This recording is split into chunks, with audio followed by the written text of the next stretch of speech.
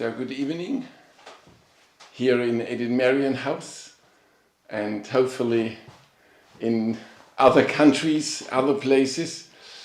And we will dedicate this evening to the leading thoughts in the last 3 months of Dr. Steiner's life. Some of you know that in Dornach at the Goetheanum we had a monthly meeting since October, and we focused each time on the leading thoughts, the essays of Dr. Steiner, and the leading thoughts, that mean the summary of the given month. So we had in October the essays of October and so on. And our last meeting will be on the 28th of March. It is just at the beginning of this conference for the death day of Dr. Steiner. So we integrated in the conference the last essay he has sent to the members by the weekly journal Das Goetheanum.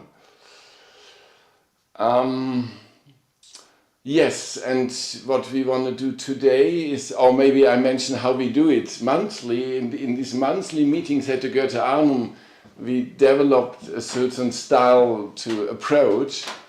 It was my task to summarize the essays from the month before, or the second month, or in the first meeting I summarized Steiner's intentions with the leading thoughts. We did it also by Zoom. What he meant to have with the leading thoughts, what he wanted to create. And then in the second meeting we had in November, I tried to recapitulate all the essays of October. And so each time we recapitulated the main leading reflections from the weeks before, and then came to one of these essays. And I think the most moving and convincing experience for a lot of us who took part was to listen, to hear. And it was an enormous, and is an enormous experience, not just to read these texts, but really to listen to them. And then in the second part of the meeting, Constanza Kalix not gave a complete interpretation or commentary on this given essay, but at a certain point she opened a gate or a window, and then we came into a conversation. And now we thought today I will try to show a little landscape from January to end of March, a kind of a landscape of aspects Steiner integrated in these essays, and then we will go to one of these. And we choose the one about memory and conscience, Gedächtnis und Erinnerung in German. Now memory and conscience means Gedächtnis und Gewissen, the moral institution. And this was published on the 22nd of March. That means close to our time now. That means the coming weekend, 100 years before. And the 22nd of March is always, every year, the day after equinox. And in a way, it is a very essential reflection. I would say also about handling now anthroposophy. How to go on. We have a lot of memories, hopefully. We can recapitulate partly part of the wisdom of Dr. Steiner, which he gave to us in so many lectures, in so many books.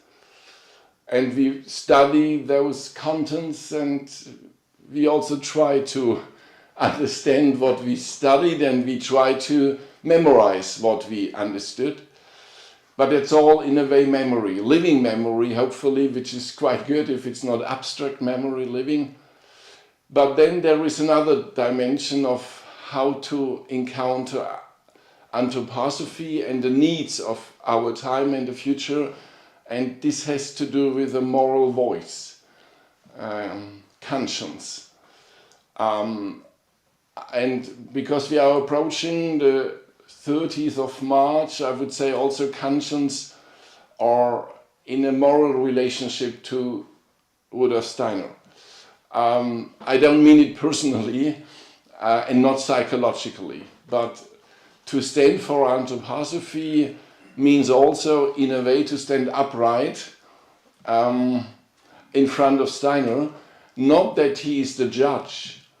He was only the person who brought it, or he was a kind of a mediator.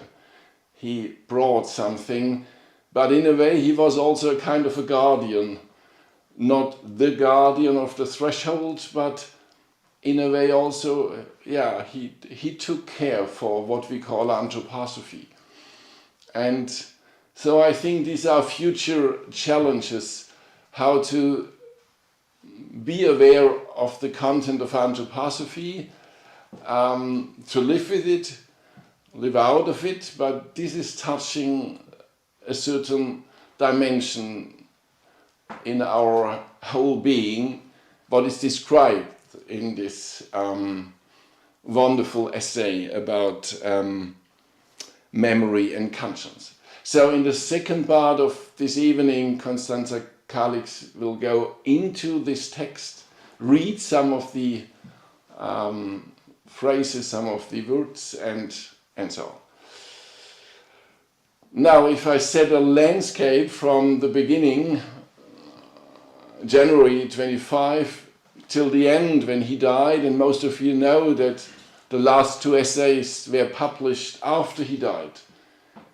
And this is mainly because he was writing till the end, and it is also because he was so productive, especially in January, when he wrote down 6 essays, that the last one was published of these January essays beginning of March.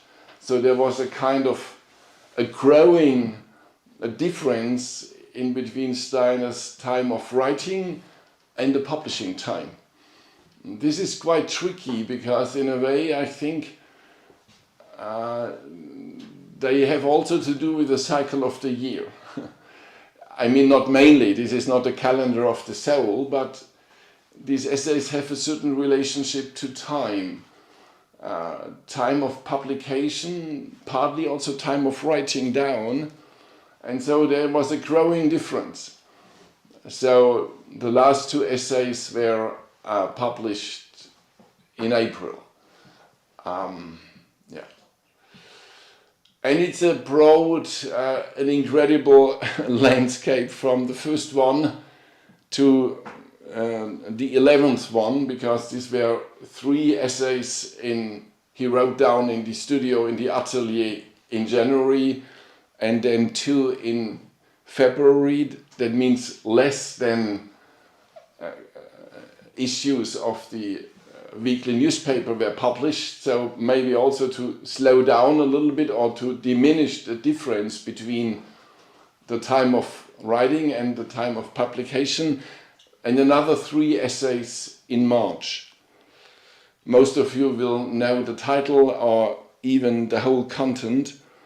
And I want to go a little bit into these essays from the beginning till the end, as far as this is possible in 30 minutes, only touching some motifs.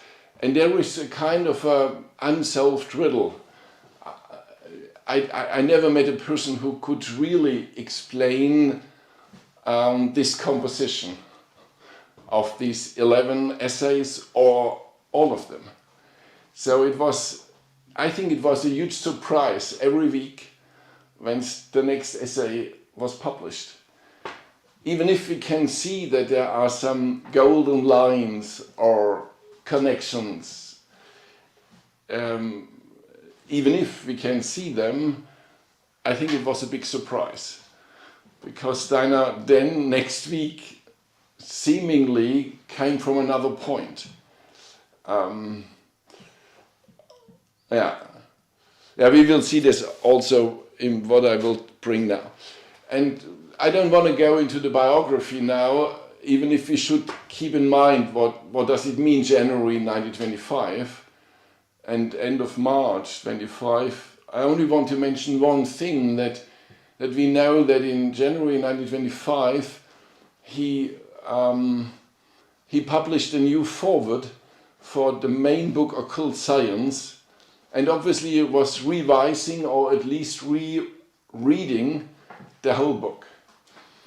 And I think it was also an experience for him, because the book at this time was 15 years old, 16 years old, and in a way in the next foreword, in the actual foreword, he's talking about or writing about how is the relationship between this book, written down mainly in 1999, and the further development of anthroposophy. Most of you know the book very well, and maybe the most striking part of it is the evolution of Earth. So the whole story, I won't say story, but the whole insights in the evolution of the earthly planet and mankind and the realms of nature. And I mention this because the starting point of the essays in January was this text, what is the earth in reality within the macrocosmos? That means the essay first written down in January 1925 is approaching the earth, the mystery of the earth and the cosmos. And maybe another little remark to remind that Steiner is, with all these texts, preparing an anthroposophical society and school for spiritual science for the future. He's not only publishing interesting essays, they have a very strong intention being a substance for the anthroposophical society and more as a spiritual core for what can be a school for spiritual science in the future. And beside these activities of writing down, Steiner was preparing the second building. So the second building as the house for this new type of university, for this school for spiritual science. So in a way he was shaping the outside. He had a model, but he wanted to go on. And now they got in January 1925 the right, the license to build. So they started. The building was started in January 25. And good for us to remind, it was a building for a school for spiritual science. And these texts for studying, for meditating, is part of the substance, the inner substance, the fundamental substance of this building, of this school. So it's not only interesting what he's bringing about anthroposophy and earth and macrocosmos and human beings, it's all about future. It's all about a Michael school of teaching for a further mankind, humanity on earth. And then let's start. This essay, what is the earth in reality within the macrocosmos? And most of you will know very well. He said more or less at the beginning, now we thought a lot about the becoming of the earth, and how the gods and the hierarchies and how they created this planet and the realms of nature. And you remember Steiner's lectures preparing the Christmas conference when he was going back to Ephesus and Hibernia. Mostly he talked about their mystery teachings about the becoming of the earth. So this story is not the right word, but these insights about the becoming of the earth was since more than a year Steiner's one of the main teachings, and also in the leading thoughts themselves. But now he's saying, okay, but now we have to reverse and ask ourselves, what is the significance of the earth, of this created earth? And if I say earth, I mean at this point with the realms of nature and the realms of the human beings. What is the significance for the cosmos? So with these questions, he opened the year 1925. And the answer is striking. Maybe we are now used to it, but maybe we remember our first surprise, if not shock, when we have read in the text that Steiner said what we call the cosmos beyond the earth, so this the extra-earthly cosmos, we have to confess that it is dead. He is really talking about a dead cosmos. Not only dying, but he said more or less dead. What does it mean? And he's describing that there was such a vitality in these cosmic realms long time ago, but for enabling the earth to come, enabling these realms of nature to spread, enabling the human being to get a place to incarnate, the cosmos sacrificed his vital forces. His vital forces. And now, and this is the main statement of the essay, now there is the decisive time and question if the earth, and that means if the natural realms on earth, including the human being, are able to revitalize the cosmos, which seems to be a little bit overburdening these earthly contexts. But what he's describing then, that, and now we are really living in springtime, and now the equinox is coming, and we see all these, we see them since weeks, all these forces, every springtime coming, these germs, these seeds, these growing capacities, and at the end then also flourishing. But he's saying there is more. There are more forces in the realms of the plants than needed. There is an extra, a plus, and this is sacrificed to the cosmos. So in a way, it is, some of these forces culminate in the gesture of the plant or in the physical appearance, but not all. And this, which is extra, is going. But it is just going, but it needs a kind of a direction, or let's say an element of carrying and shaping. And then he's saying those forces who carry the direction of these forces out of the plants, they come from the minerals. And those forces who are at the end shaping, he said, really a kind of a new cosmos, they are out of the animals. So in a way striking, very fascinating, striking statements that out of the earth, uniting to a new sphere, came these possibilities. A surplus power, he's saying, and uniting to a new sphere. Maybe then, reading the text, we maybe thought, yeah, but what about human beings? Are we not supportive? Is it all going by the plants and the animals and the minerals, or are men needed? I mean, obviously, if they destroy what we actually do, these realms of nature, there won't be this kind of activity.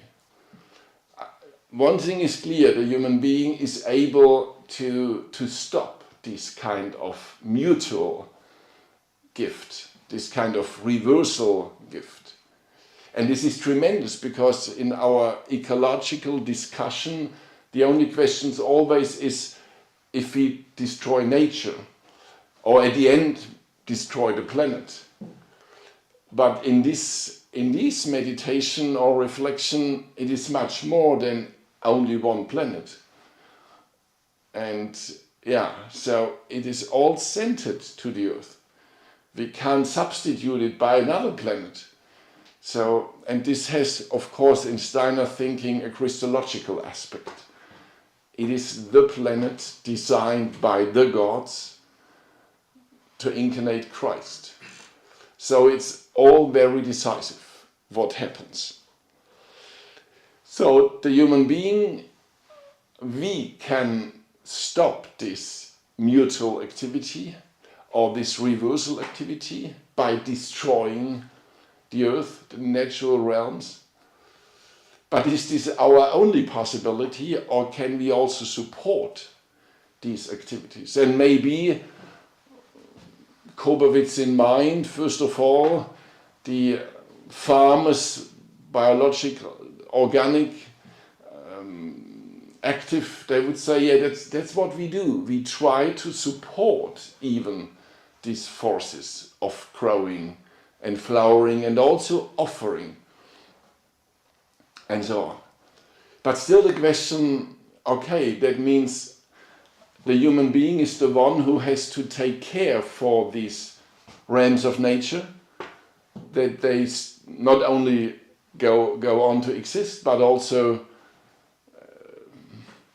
they have life conditions enabling them to do their work, not only for us.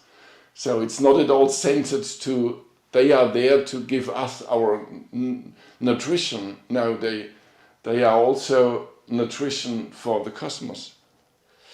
At the end, he's then speaking in this text explicitly about the human being, but not from the point of view what the human being has to do, only saying we are a very specific mixture as human beings, because we combine in us this dying element of the cosmos with the revitalizing element, saying, as he said in many of his lectures since more than 25 years, the central nervous system is carrying death, more or less.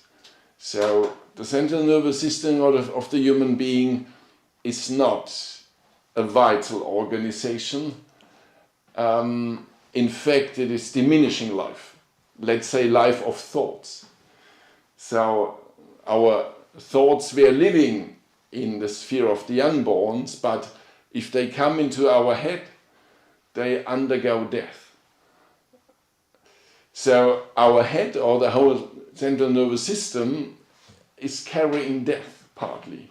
And the culture centered on the central nervous system, a cognitive culture, will always distribute death forces. That's what we can really see balancing up the 20th century. But there is the other pole also existent in every human being, and Steiner said, it is living in us, this kind of germinating forces in our metabolic limb system. And in our rhythmical system, we are balancing. And the human being is so unique because he's a being of balance. A free, willing self needs to live in such a polarity. That's what Steiner brought into the main statue of the Goethe Annum. And he said the leading thoughts are an extract of anthroposophy. And I mentioned this in our last meeting about the leading thoughts. He said to the branches, study the leading thoughts and then go back to the collected works. and then see what in the different lecture cycles and books is described in detail. This will give you a red line or a golden line to go into the wisdom of anthroposophy. And of course now we could talk 1 hour or even longer out of Dr. Steiner's lectures about this polarity and this mystery of balancing in the middle and so on. Maybe there's also one little thing to bring again in mind, what is a little bit also said in this first article. He said that we should learn to see the germinating world. Learn to perceive everywhere the germs of a coming reality as anthroposophists. Because he didn't say it to the public, he said it to those who were reading the texts, and they were the members of the society. A critical society, or let's say a collection of human beings, they were all born in the beginning of 20th century, critically born as critics. This is the normal constitution, that we are born as critics. That means with this enormous capacity to negative judgments. First of all, we see the negative things. And the world of decay, the world of destruction is so visible. And we have to learn to see the world of becoming in a time of mainly destruction. So in a way, this is also an exercise, not completely positive thinking, but an exercise of try to be aware of these germs of reality, which are only germs at the moment, but in future they will be visible. And again, he's at the onset of a new school for spiritual science. That means with different faculties, which he called sections, impulses. It was very small at this time, and it's still quite small. But learn to see the germs of a future reality. Only if you are able to do this, you are part of this future reality. It is so easy to anticipate the decay. Steiner really had a kind of a spiritual fight with Oswald Spengler, who published these very famous books about the decay of culture. And he said, this is obvious. Spengler was a genius in describing, but what is the counterforce? It was a little bit too long now, but maybe good to remember that he started the year with these kind of reflections. And then I make it very short for the other 10 following essays, but we come back to the 8th, is, if I see right, to this memory and conscience. So the second, I recapitulate the titles. The second was about waking and sleeping. And if I summarize, he said, during the day, in our daily consciousness, we are not perceiving this, mainly not perceiving this germinating, becoming world. It is not only that we are not trained enough, but also it's part of our daily consciousness that we are not really living in these forces awaken, these forces of becoming, but in the night. So he's describing the night experience of the sleeping human being fully being in this world of becoming, in this germinating element which is surrounding the earth, hidden during the day, remaining hidden, but then living. And he is more or less saying this is also a creative element of our dreams, that they were not products, but they, in a way, they established themselves out of this world of becoming.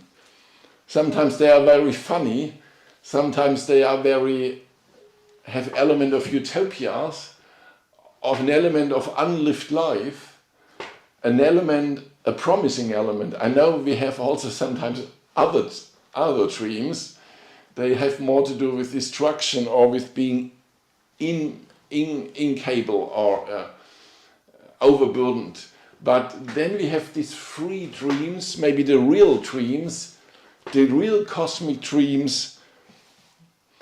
And during death and new birth, Dr. Steiner is saying we are living in this sphere not only in dreams, but in reality. That means we face the forces who create, who form the future existence, the future incarnation. It's a kind of a higher awakening. And there is only one sentence when he's saying that we are able now to experience this so intensively between death and new birth, has to do with this state of less vitality of the cosmos. We can easily jump over these sentences, but he's more or less saying that only by the fact that the macrocosmos as it is as present has underwent death, only by that fact can the human being in the life between death and new birth undergo a life that signifies a higher awakening in comparison with the awakening life on earth.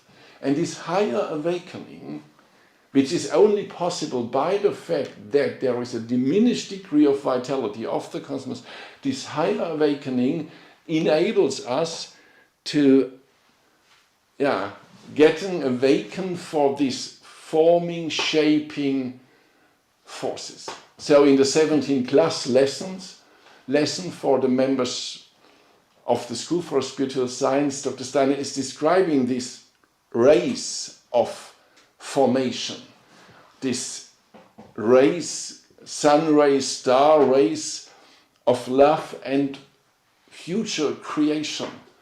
And so partly the human being between death and reborn is part of it, living in this element. And to find there the reason why he went to the third essay, Gnosis and Anthroposophy, is very difficult. Suddenly he's writing about Gnosis and defining it here. He talked a lot about Gnosis in the sense of there was a certain spiritual school or approach to the mystery of Golgotha, an approach to the cosmic aspect of the Christ. And this so-called Gnosis school had a relationship to the former mystery culture, but was then mainly destroyed by the coming Catholic Church. They didn't want to have this spiritual approach to what happened in the Jordan River and the years after it. And the cosmic Christ, the relationship of Christ and Son, all these teaching of the Gnosis. Steiner talked quite a lot about this process and also the relationship to the old mystery teachings the Gnostics had. But here he said, he dated and said, the Gnosis is 4,000 before Christ till the turning point of time. So first of all, 4,000 years.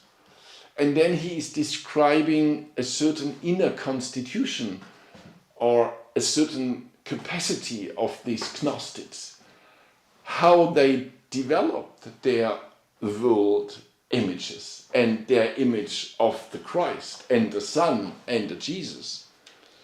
And summarizing, he said, what they did by a certain training, they had an opportunity to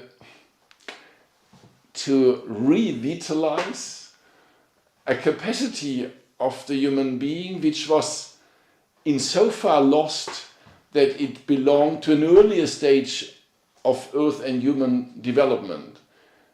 And what he called the sentient soul, he said in the later period of the gnosis, that means approaching them to the mystery of Golgotha, it was no more the time of the sentient soul, it was the time of this intellectual or mind soul.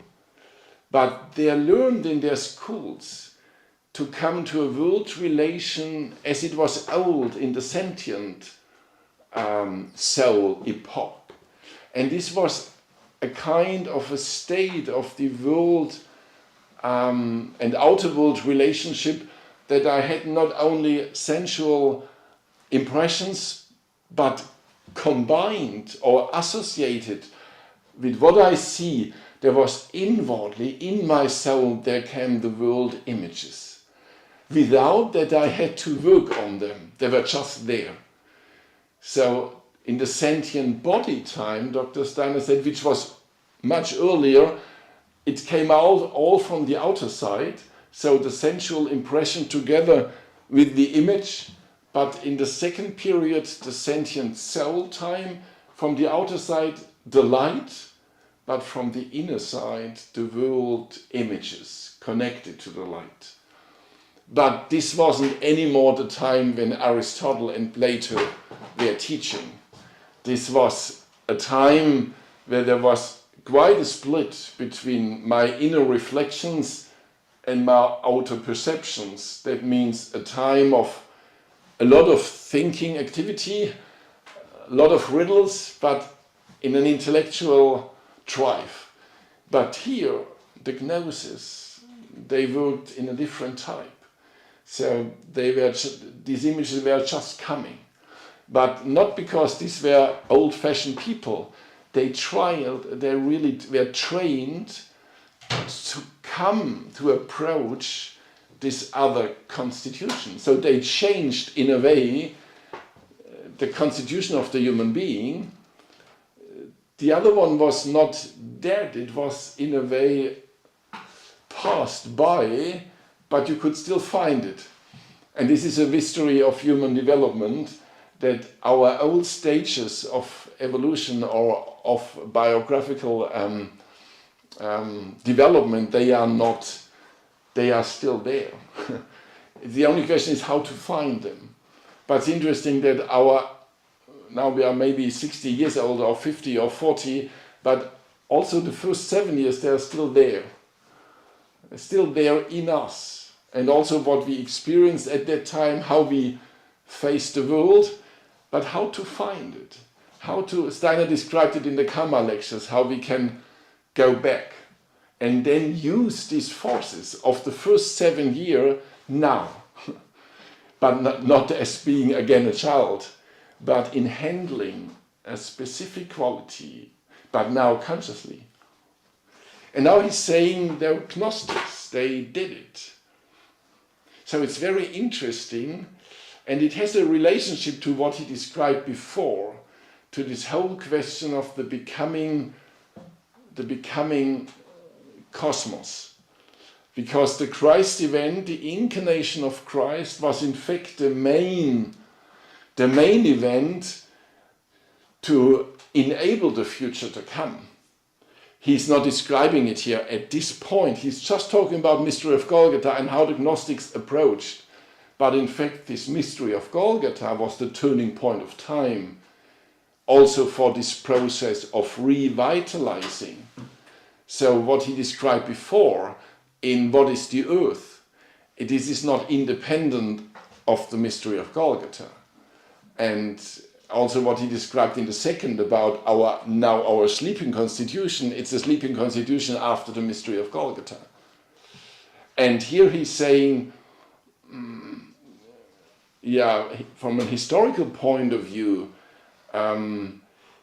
they had an approach to understand deeper this turning point of time, because they went back. This is also the question of memory and conscience still there, because in a way they memorized or activated a past stage of development for a certain future sake, and so on.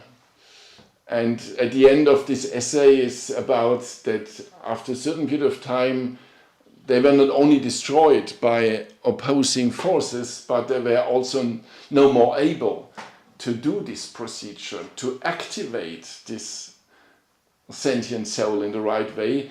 And then, Steiner said, and then the deeper insights in what was the mystery of Golgotha, they had to be preserved for the future, not by human beings. There were no more human beings on earth who understood what happened there. So the angels had to be the carrying the wisdom in images, in world images. And at the Goetheanum we are again approaching a Parzival time in the version of Wagner, but a Parzival time, now Easter time, performances, and he's writing about the Grail and saying what is living in the Grail story and about the calyx of Joseph of Arimathea and the blood of Christ and all this. These mysteries, they were kept. I mean, the Gnostics knew about it, but then it was lost, but the angels kept it. And they preserved it for a time, and it is in Parzival the time when Titurel and the new castle, I mean, not the Goetheanum, but another kind of minor university, another castle, is there to have a new teaching, a new wisdom relationship to what happened. Always in this transition between past and the future. And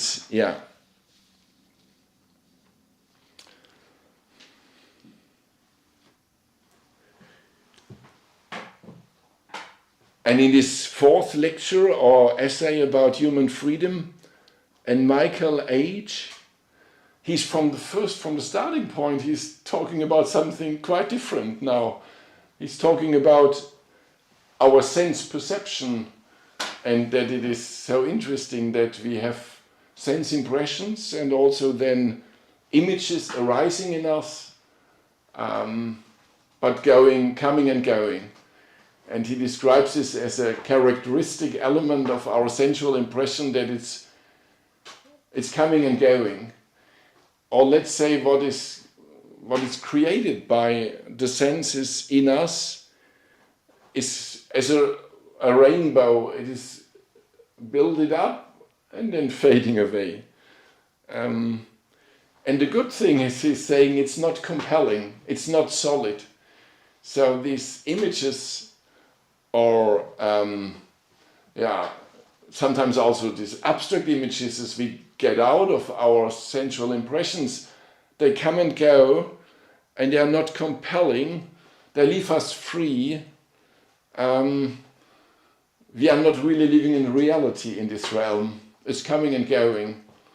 So if we would only live in these cognitive processes, we wouldn't be real on earth. Or in a way it's coming and going. And so every day we have thoughts, or we see something and a little thought is coming then going, and we wonder what is carrying in us as human beings, because on this level there is no reality. And he's saying we are only held in the being by another element which is living in our will forces and has to do with our prehistory, with our life before. By the cognitive process in the sensual sphere, we are not really living in reality. But then he's saying something is there, not directly in the sensual perception, not directly in our futile ideas, but what is going deeper in us, and which creates a kind of memory. At least we have the possibility to remind. Next day, tomorrow, you can remind yourself sitting here, listen to this lecture, or presentation, and also maybe to your own associations or thoughts you had in following this presentation. So you can, there is something, not just coming and going. There is a level in our organization where something is in a way imprinted. And he said this is then part of our life forces. This kind of memory is imprinted by the central nervous system process, but touching the metabolic limb system, and can be read. It's very interesting. He describes memory as the ability of reading in the imprints, which came from the central nervous system to another level of our vital organism. And then he's describing a certain spiritual battle about these imprints, or about how to handle memory. Memory can be very wonderful, but we can also have a tendency to live only out of what we experienced in the past, especially if the past was wonderful. Then we can always recapitulate the past and not living now. So if people fell in love with Dr. Steiner's biography, they can always give lectures about, or reading books about what happened 100 years ago. But the main task is what we do now. So not only memorizing, but transforming. And then he's describing that there is a possibility now, since the mystery of Golgotha happened, how past and future are related, insofar that we can transform our memories into imaginations. And then it's not fixing the past, it is something brought into the becoming time, and, most interesting, not staying in ourselves.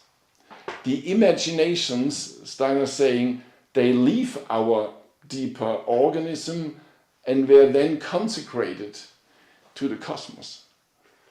So he's describing, and then maybe we can see a little bit how interwoven all these connections, and he's describing again the question, what is maybe the impact of the human being for the becoming cosmos? I would say in the first essay, he said clearly what the plants have to do, the animals and the minerals. And now we are approaching the human being. I would say, but it's my personal interpretation, that to develop this capacity to imagine, I mean, we even have it in music, imagine as a kind of, I know it's not the anthroposophical imagination which was in this famous song, but it was a kind of do it, imagine.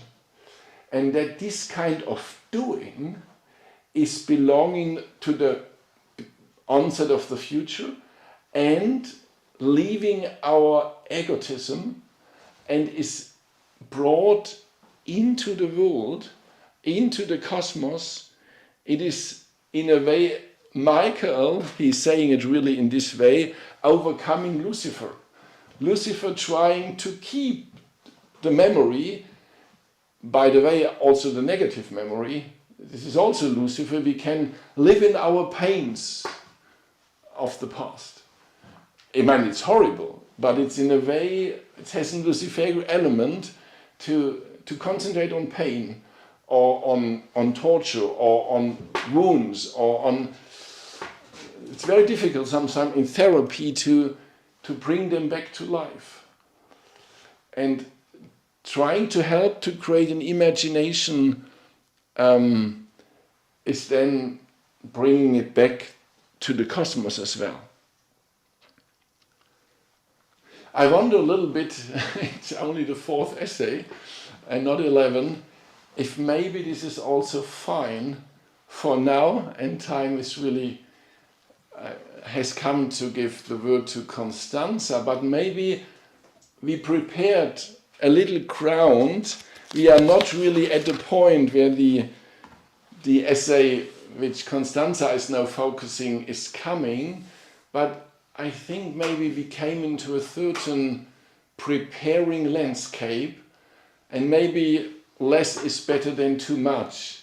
Maybe I stop here, and I hope that the phenomenon that there is a certain interwoven net became in a certain way visible, and that the elements of memory and conscience, this kind of past and a call for the future, or how we will see how Constanza is presenting it, is maybe prepared from the first lecture, and it's going till the last. But I think, reflecting time, I'll stop here and hope we had a certain introduction to this world of essays, and give the word to Constanza Kalix, and she's leading this designed essay about memory and conscience. I think we make no break, we just change the situation here and go on.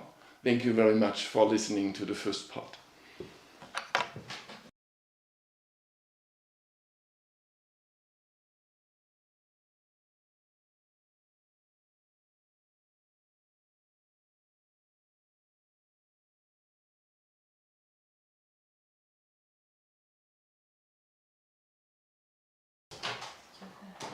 Good evening, also from my side. And I will now continue after this wonderful overview we had on some of these letters.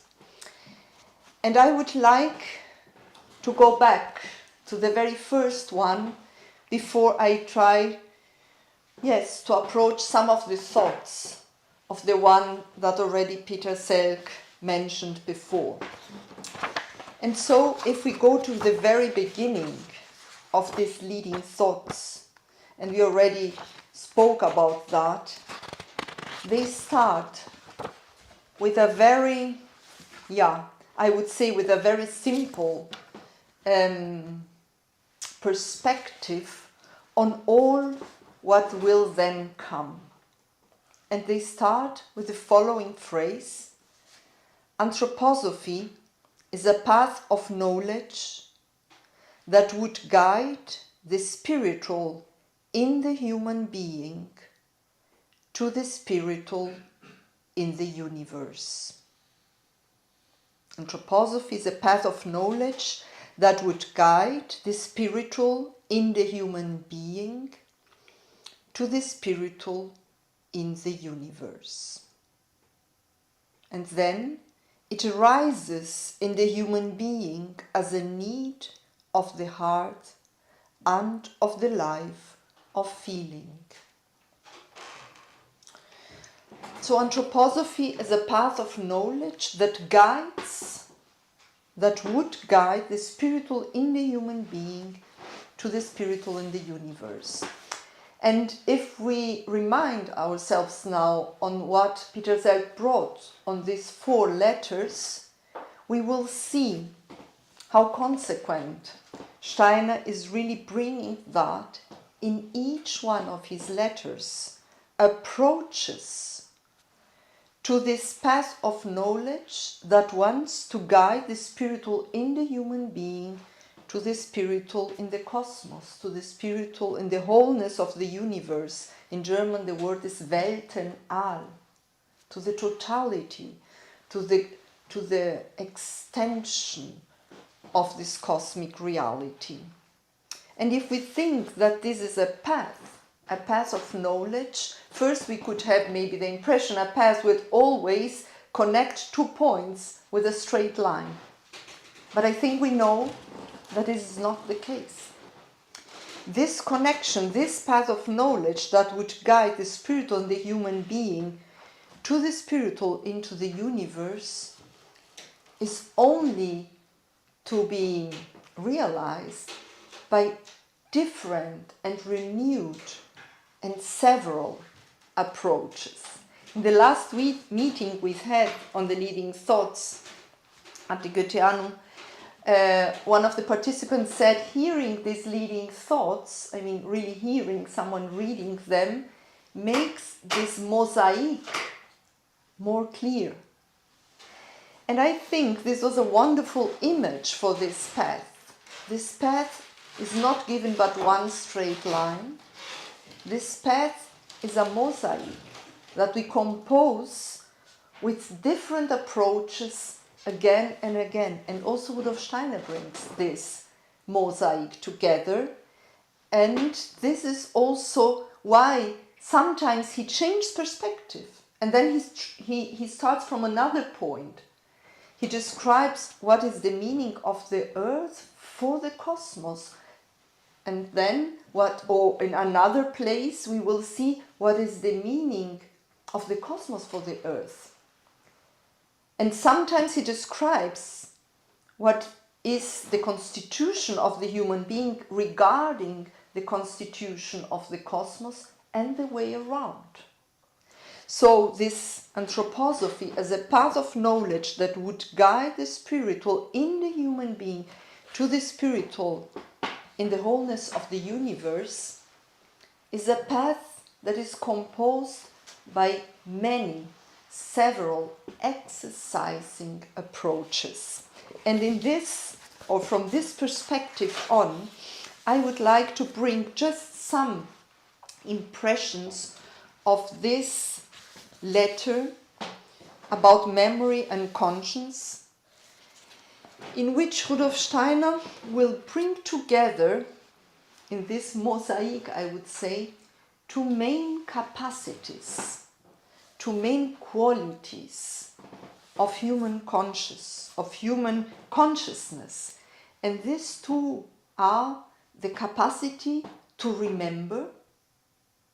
And he will say it's not only the memory, but connected to the capacity of memory, which is, in a certain sense, relying on our thinking capacity, we also have our capacity of fantasy and of perception. This is a huge realm connected to our thinking. The perceptions, then the remembering of the perceptions, and then the fantasy, that what we bring from the perceptions by ourselves into this huge realm of thinking. So this is one big extension of the human capacities, and he will say that this all is connected first in our organization to our nerve and sensorial system, and on the other hand we have those capacities more connected organically in our organization to the limbs, and this is this ground for conscience, this ground, we can say, for this voice about the right, about that what we experience as our conscience. And so in this letter, if we will say, how is this path, anthroposophy as a path of knowledge connecting the human being, the spiritual in the human being to the spiritual in the world, in this letter, this connection is given by our organization in relation to these main qualities of memory and conscience. And in between both, we will see, and I will read some parts of the letter, we have the rhythm. We have the rhythm or the breathing. Also giving organically by our middle part, so to say, but both, let's say, memory and conscience and the rhythm in between are embedded in the wholeness of this reality of the Weltenall, of the cosmos. And so I want to underline today some parts of this letter and also reading some parts. So he starts saying that the human being is all the time in this going and coming from the cosmos to the earth, from the earth to the cosmos, through sleeping and being awake. In this rhythm of giving himself up to the cosmos and withdrawing from it, the human being's life between birth and death takes its course.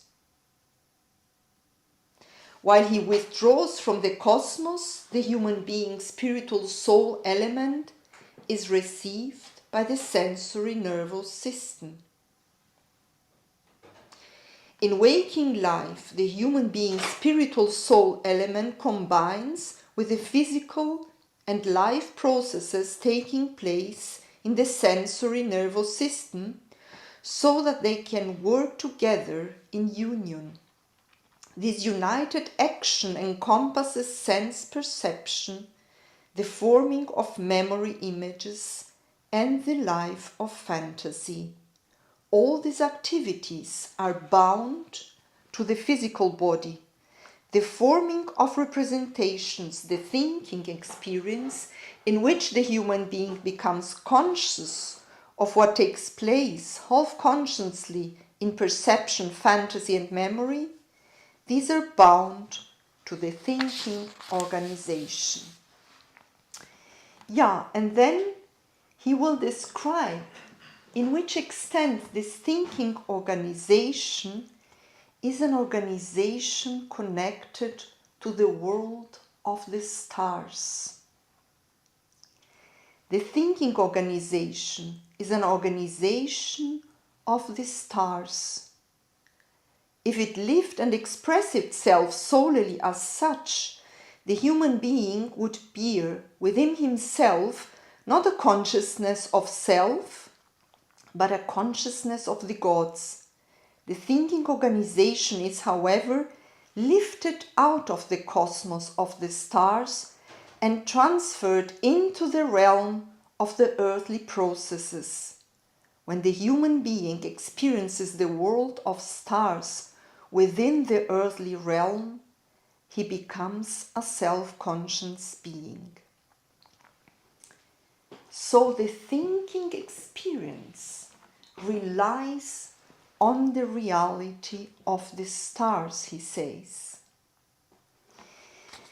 And then he will say that in this unfolding of the memory, this unfolding of the thinking star capacity of the human being experiences that divine spiritual beings lives in himself, in the moment in which the human being is awake. So in thinking, in memorizing, in perceiving, and also in the activity of fantasy, when we are awake, and thinking is an awakeness capacity of the human being is experiencing in this awakeness the activity of divine spiritual realities. And then he goes on and he says that also these divine spiritual realities are active in the human being when the human being is not awake, when the human being is sleeping. And in these moments, this activity of the divine spiritual beings will impress in the human reality, in the human constitution, that what we can name the moral content of and in the human being. I read it. In the present moment of cosmic development, this divine spiritual beings works in such a way as to impress the moral content of the universe into the human astral body and the eye during the sleep. In the sleeping life of the will, the divine spiritual works on in the human being's life. Yeah, and then he writes about this voice of conscience. And it's a very interesting fact that we call, I think in many languages, many times the conscience as a voice, as an inner voice. And he writes, from the depths of the awake soul being, there sounds forth what was able to implant itself in the soul's existence in community with the divine spiritual world during sleep. And this is the voice of conscience.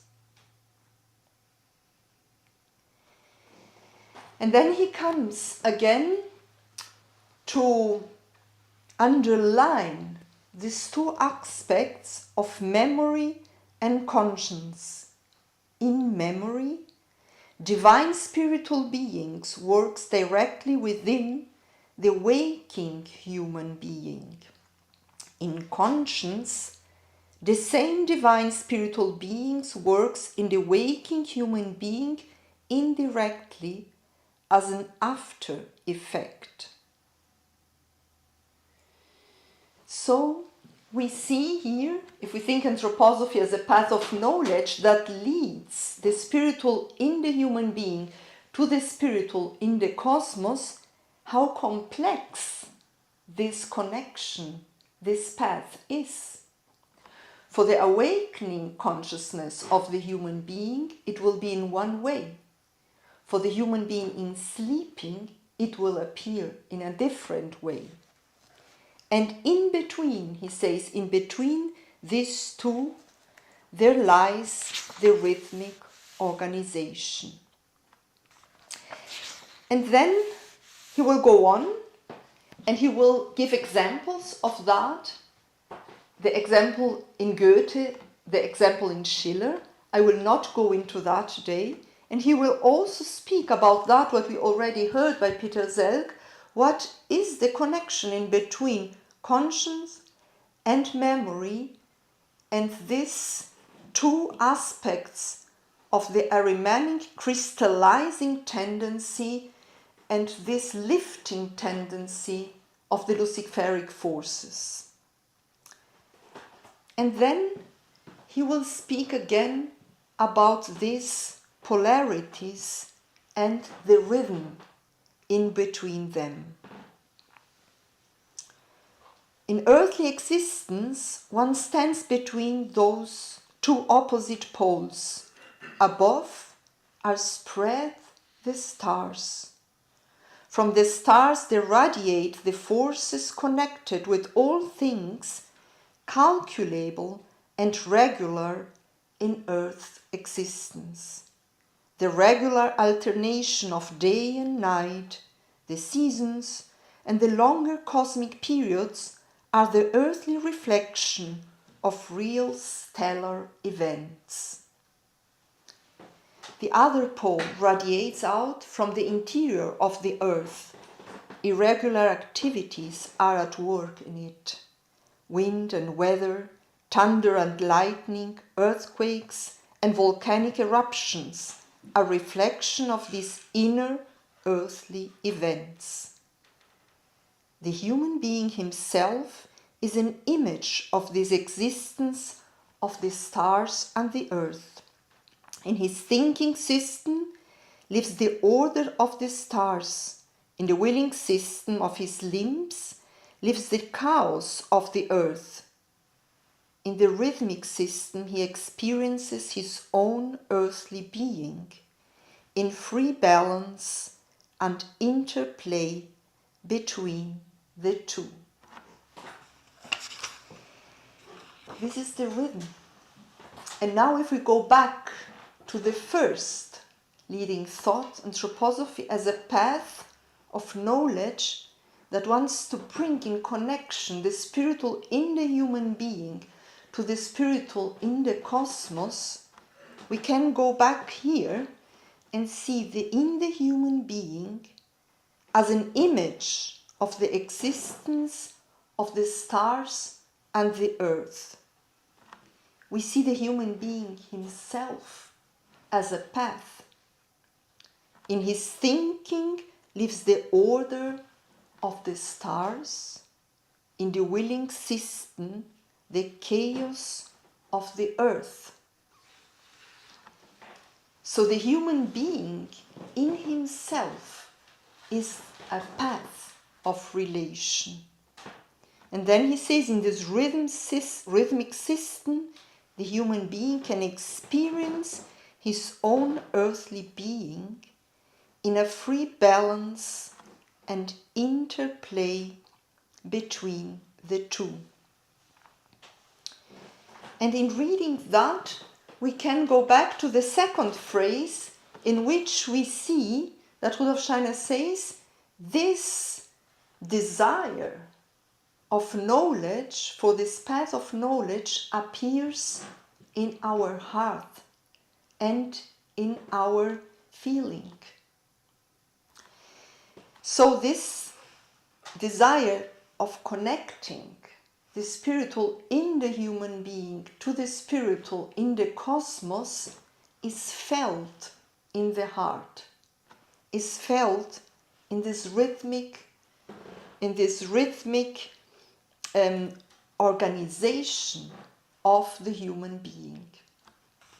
And I would like to close this little, maybe underlining of some aspects of this anthropological approach, we can say, to the human being, this knowledge of the human being as it is described in this whole book, closing with the leading thought 176, for those who want then hopefully maybe to read. And he comes back to that, and maybe I will read it 2 times, and we can see how connected it is to this very beginning.